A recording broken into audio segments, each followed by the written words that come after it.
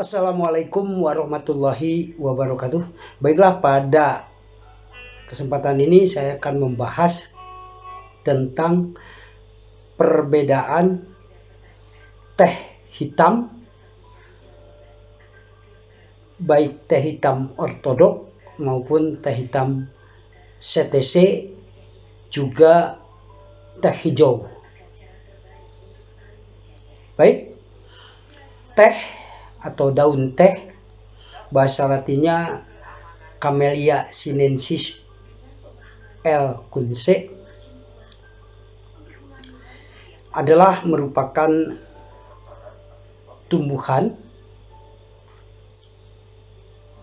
yang diambil daunnya untuk dijadikan bahan baku atau bahan dasar pengolahan teh. Nah, pada pengolahan teh, terutama pengolahan teh hitam, itu terjadi proses fermentasi enzimatis, di mana kandungan polifenol teh, dalam hal ini flavanol teh, dengan proses oksidasi bantuan enzim itu dihasilkan zat warna teh, ya, flavor teh, ya, aroma rasa teh, dimana ketika diseduh dengan air maka akan menghasilkan zat pewarna teh yang secara alamiah diantaranya adalah tiflavin yang memberikan warna kuning pada teh bila mana kita seduh, ya. Kemudian ada tirubigin yang menghasilkan warna kuning kecoklat-coklatan. Nah, perbandingan antara tiflavin dengan tirubigin ini pada larutan teh menyebabkan warna yang berbeda, ya. Ada yang seduhannya kekuning-kuningan, ada yang seduhannya kecoklatan, ya, kuning kecoklatan. Sedangkan pada teh hijau, ya, pada teh hijau itu tidak terjadi proses fermentasi, ya. Jadi itu melibatkan, ya, klorofil, ya, klorofil dengan proses oksidasi, ya, klorofil dengan proses oksidasi, kemudian juga menghasilkan, ya, tiflavin, tapi dalam kadar yang cukup sedikit, ya, sehingga rasanya itu tidak begitu enak, ya, kurang enak karena ada rasa sepatnya, ya, disebabkan oleh katekin teh, ya. Baik, pada teh hitam ortodok, pada pengolahan teh hitam ortodok itu dimulai dari proses pelayuan, ya, di mana daun-daun teh dimasukkan kepada watering trough, ya, ya, untuk proses pelayuan, ya. Daun teh dengan satu pucuk dengan 3 daun, ya, maksimal 4 daun muda, ya. Itu petikan satu tangkai itu dengan 4 daun muda, ya, itu akan menghasilkan nantinya kualitas teh, ya, yang bagus, ya, kualitas teh yang mempunyai first grade atau kualitas pertama, atau high grade atau kualitas terbaik, ya, best grade, ya, dimana diantaranya adalah BOV atau Broken Orange Veco, kemudian Broken Orange Veco Fanning BOVF, kemudian Veco Fanning, kemudian Fanning Dust, ya, atau Bohea, ya, yang terdiri dari serat-serat teh, kemudian BT atau Broken Tea, ya. Nah, pada proses pengolahan teh hitam ortodok itu tadi daun-daun muda teh dimasukkan ke dalam watering trough, ya, kemudian dirembuskan angin, ya, dihembuskan angin, pada watering tersebut ya, kemudian dilakukan pembeberan ya, dalam bahasa Sunda dilakukan pembeberan ya, dibeberkan. Saya dibeberkan kemudian nanti diirab ya, itu tergantung dari kualitas pucuknya. Kalau basah pucuk maka tentu ada heater ya, digunakan udara panas ya, menggunakan heater pemanas ya, atau spray dryer ya. Nah, itu nanti akan terjadi pelayuan dan proses enzimatis dari teh, melibatkan polifenol teh ya menjadi propanol, dan kemudian nanti akan terurai oksidasi ya, sehingga pada akhirnya akan dihasilkan zat-zat yang mengharumkan teh, yang menyebabkan teh menjadi enak ya. Dihasilkan juga nanti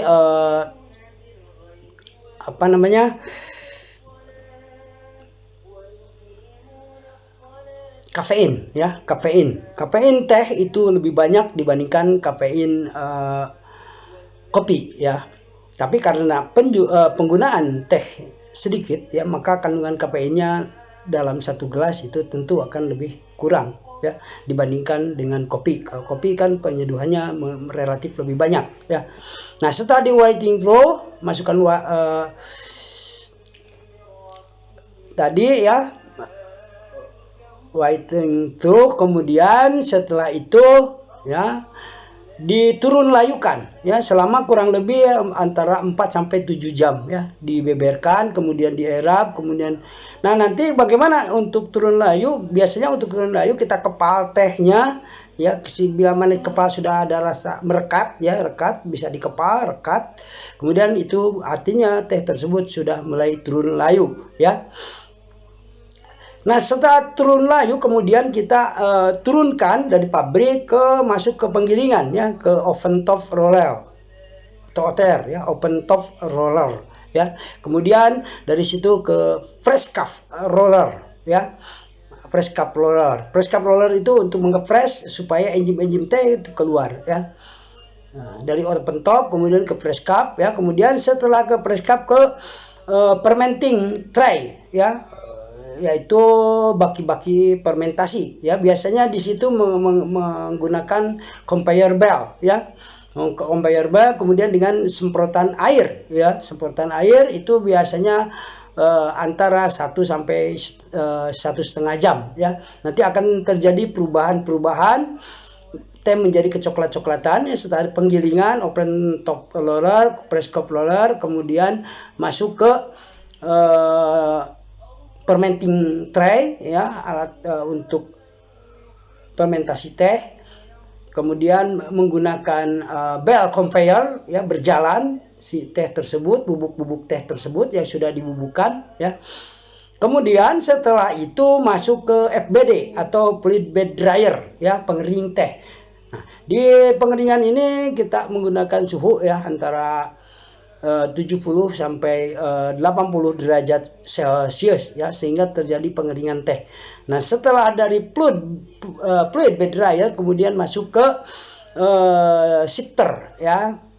Ada reciprocating sifter ya, pengayakan di situ. Ada proses pengayakan sehingga di situ akan terjadi perbedaan ya, teh yang kasar dengan yang halus ya. Kemudian juga dipisahkan juga ada dust collectornya, ada BT-nya ya.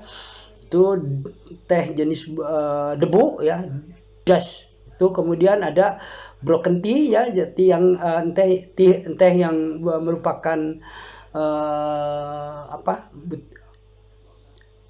butir-butiran tangkai yang terpotong-potong ya. Kemudian juga ada yang daun ya, daun-daun kecil ya yang sudah tergulung gitu ya, sudah tergulung, yang disebut dengan broken orange Veco atau BOV ya. Itu dengan proses pengayakan ya, tadi pengayakan ya dengan menggunakan ukuran lubang ayakan atau mesh itu tertentu ya, untuk mendapatkan jenis teh yang berbeda ya. Ada broken orange Veco, ada broken orange Veco fanning, ada broken Veco, ada Veco fanning, kemudian ada dust, ada broken tea ya. Itu berbagai jenis grade teh ya. Itu tentang pengolahan teh hitam. Sekarang pengolahan teh hitam CTC, ya. Kalau pengolahan teh hitam CTC sama seperti tadi, masuk ke trough, ya, ke trough, ya. Setelah di trough kemudian dilayukan, ya, dilayukan pembeberan, pengeraban, ya. Terus bagaimana kondisi tesnya, kalau basah karena hujan, ya mungkin pakai semprotan udara panas, ya. Kalaupun tidak hujan, itu cukup dengan pengembusan angin. Kemudian setelah terjadi proses enzimatis pada teh, kemudian turun layu, ya. Proses enzimatis tadi bisa ditandai dengan apa? Dengan cara mengepa daun-daun teh bila mana sudah merekat dan tercium gula, ya. Karena terjadi karamelisasi di situ, maka kemudian kita turunkan kepada penggiling open top, ya. Kemudian setelah open top, kemudian press cup, ya.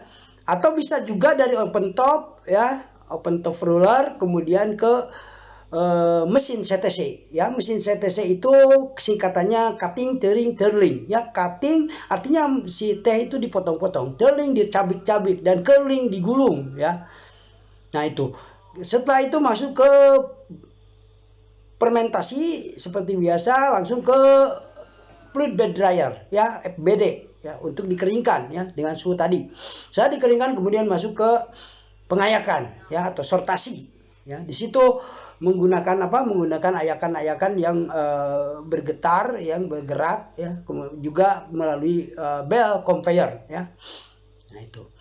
Nah itu kemudian kita akan tahu jenis teh apa dari pengayakan tersebut, dari sortasi tadi, ya. Nah kemudian juga ada perbedaan antara teh hitam ortodok dengan teh hitam CTC, ya. Kalau teh hitam ortodok, karena tadi tidak ada proses cutting, ya, juga tidak ada proses tearing, ya. Cutting itu pemotongan, kemudian tearing itu pencabikan, ya. Tapi untuk ortodok itu langsung curling dan pengepresan, ya. Sehingga pada akhirnya banyak enzim-enzim yang tidak terbuang, ya. Dalam proses fermentasinya tidak banyak keluar enzim-enzim teh, ya. Sehingga dengan sendirinya zat-zat volatil atau zat-zat yang membuat harum teh, juga zat-zat yang terlarut di dalam daun teh tersebut, ya. Terutama bahan-bahan yang bisa menyebabkan wangi, ya. Itu zat-zat volatil, yang zat-zat yang mudah menguap, itu lebih terperangkap di dalam daun teh tersebut, ya. Sehingga pada seduhan teh ortodok, ya, misalnya jenis BOP, ya, broken orange pleco, itu kita seduh, maka rasanya akan lebih harum, ya, lebih harum juga lebih enak, ya. Tetapi punya kelemahan, ya. Kelemahannya yaitu lebih mudah, lebih susah larut, ya, sehingga harus diseduh dengan air yang betul-betul mendidih, ya. Pada titik didihnya betul-betul tercapai, ya. Beberapa lama, 15 menit sampai mendidih, baru kita seduh teh tersebut, ya. Sedangkan pada jenis teh CTC, karena tadi dilibatkan proses tearing, curling, dan cutting, tearing, dan curling, ya, sehingga terjadi pelembutan daun-daun teh yang masif. Pada akhirnya teh CTC itu akan lebih mudah larut, ya, dibandingkan teh hitam ortodok.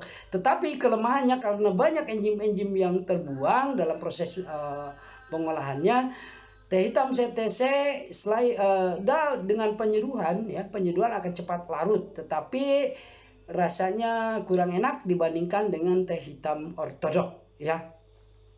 Nah, sekarang tentu konsumen, ya, tentu penikmat teh, ya, di dunia, di Indonesia dan seterusnya ingin mengharapkan, ya, teh yang punya rasa yang enak, ya, harum, ya, dengan daya larut yang bagus, gitu, ya, dengan daya larut yang cepat, kan begitu, ya.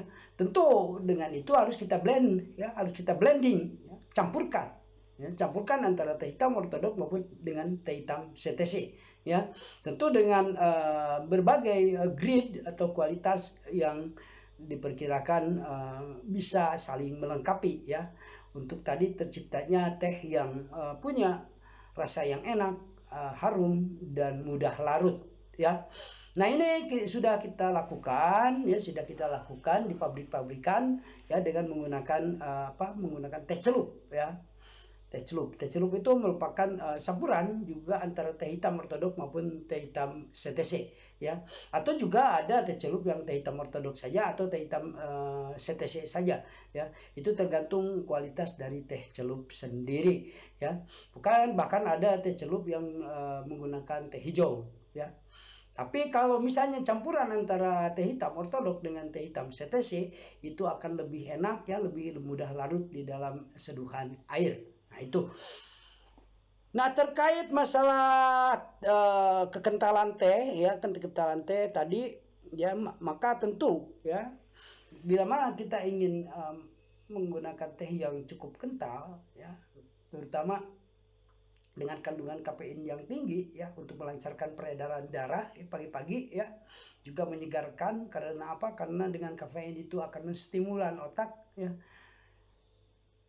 Tentu kita membutuhkan teh ya yang kandungan kafeinnya tinggi juga dengan dengan kadar tiflavin maupun tirubigin yang seimbang ya, atau lebih banyak tirubiginnya ya supaya lebih coklat gitu ya, kecoklat-coklatan. Nah, itu bisa kita lakukan ya dengan menggunakan dengan teh hitam CTC ya, teh hitam CTC. Campurkan dengan teh hitam ortodok dan bisa dibeli di pasar ya, di toko swalayan, di mall dan seterusnya. Perbandingan antara teh hitam CTC dengan teh hitam ortodok itu bisa kita tentukan sendiri ya. Atau juga kalau lebih praktis kita juga bisa menggunakan teh celup ya. Nah, terkait masalah kelarutan ini, bagaimana ukuran partikel dari teh ya. Semakin kecil ukuran partikel teh tentu akan semakin luas permukaannya ya, sehingga dengan demikian akan lebih cepat kontak dengan air ya. Itu kalau jenis tehnya lebih bubuk ya, lebih tentu akan lebih cepat larut, tapi harus digunakan penyaringan ya, supaya betul-betul air seduhan teh yang kita minum. Demikian yang bisa kita sampaikan tentang pengolahan teh hitam ortodok maupun teh hitam CTC ya. Mudah-mudahan ada manfaatnya. Wallahul muwaffiq ila aqwamit thoriq. Wassalamualaikum warahmatullahi